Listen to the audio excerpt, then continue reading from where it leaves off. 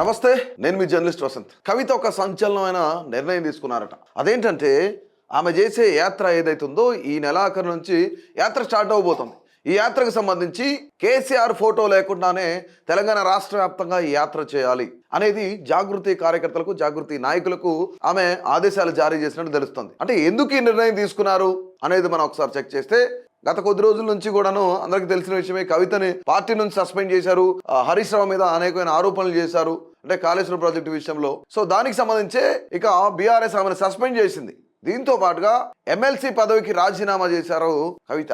మరి ఇక్కడ పార్టీ సభ్యత్వానికి అలాగే ఎమ్మెల్సీ పదవికి రెండింటికి కూడా రాజీనామా చేశారు. సో దీంతో పాటుగా ఇప్పుడు ఏంటంటే ఆమె ప్రధానమైన అజెండాలు ఏంటి, ఆమె పార్టీ పెడతారా లేదంటే బీఆర్ఎస్ తోనే మళ్ళీ కలుస్తారా, లేదంటే అసలు ఎవరికి సపోర్ట్ చేయబోతున్నారు, బీజేపీలో కూడా జాయిన్ అవుతున్నారని చెప్పేసి అనేకమైన వార్తలు ప్రచారంగా జరిగాయి. తెలంగాణ రాష్ట్ర వ్యాప్తంగానే కాదు, దేశవ్యాప్తంగా ఇది ఒక సంచలనం అయింది. ఆమె బీజేపీలోకి వెళ్తున్నారన్నారు, తర్వాత కొత్త పార్టీ పెడుతున్నారన్నారు, లేదంటే కాంగ్రెస్ తో మళ్ళీ కాంగ్రెస్ లోకి ఏమైనా వెళ్తారా అన్నారు. అంటే మళ్ళీ షర్మిలాని కంపేర్ చేసుకుంటూ కవితను కూడా ఇదే విధంగా మాట్లాడారు. అయితే ఇక్కడ ఏం జరిగిందంటే ఇప్పుడు కవిత ఎట్టకేలకు సంచలనమైన మాట బయటపెట్టింది. అంటే తండ్రి కేసీఆర్ ఫోటో లేకుండా జాగృతి పేరిట ఆమె ఇంతకు ముందు కూడాను కొన్ని యాత్రలు చేస్తాను, నేను జైలు నుంచి బయటికి రాగానే యాత్ర చేస్తానని చెప్పింది, ప్రజలు కలుస్తానని చెప్పింది, గడప గడప తిరుగుతానని చెప్పింది. అది బీఆర్ఎస్ లో ఉండే జరుగుద్ది అనుకున్నారు అందరూ. కానీ ఎట్టకేలకు బీఆర్ఎస్ నుంచి సస్పెండ్ చేయడంతో పాటు ఆమె బయటకు వచ్చి ఎమ్మెల్సీ పదవికి కూడా రాజీనామా చేసింది. ఇక దీంతో ఒక నిర్ణయం తీసుకుంది. జాగృతి కార్యకర్తలకి, జాగృతి నాయకులందరికీ కూడా ఒక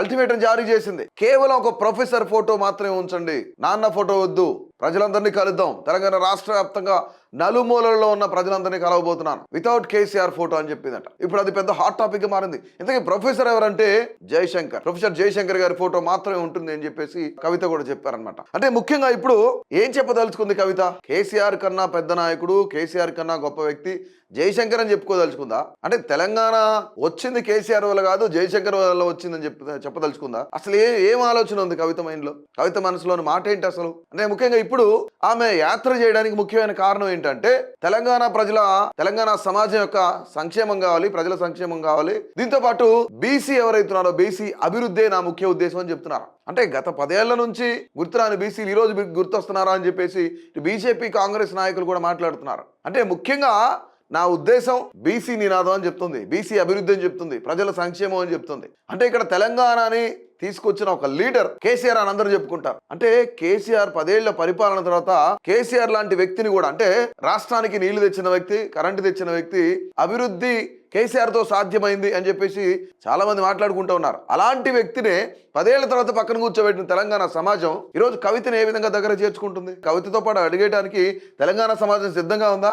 అంటే కేసీఆర్ కన్నా గొప్ప చరిష్మా కవితకు ఉందా? అసలు కేసీఆర్ ఫోటో ఎందుకు తీయాలనుకుంది? ప్రొఫెసర్ జయశంకర్ ఫోటో మాత్రమే ఉండాలని ఎందుకు అనుకుంది? ఇదేమన్నా రాజకీయ ఎత్తుగడనా, లేదంటే కవిత పార్టీ పెట్టే దిశగానే ముందుకు వెళ్తుందా? అంటే రేపు ఈ యొక్క యాత్రకు సంబంధించిన పోస్టర్ను కూడా ఆవిష్కరించబోతున్నారు. ముఖ్యమైన అజెండా అని చెప్తున్నారు. ముఖ్యమైన అజెండా ఏంటి? తెలంగాణ సమాజం యొక్క సంక్షేమం కావాలి, వీటితో పాటు బీసీల అభివృద్ధి నా ముఖ్య ఉద్దేశం అని చెప్తున్నారు. రైట్, చూద్దాం. తెలంగాణ రాష్ట్ర వ్యాప్తంగా ఉన్న ప్రజలందరూ కూడా కేసీఆర్ ని పక్కన కూర్చోబెట్టారు 10 ఏళ్ల తర్వాత. ఈ రోజు కవితను ఏమైనా ఆదరిస్తారా, కవితతో పాటు కలిసి ముందడుగేస్తారా అనేది తెలంగాణ సమాజమే చెప్పాలి. చూద్దాం ఏం జరుగుతుందో.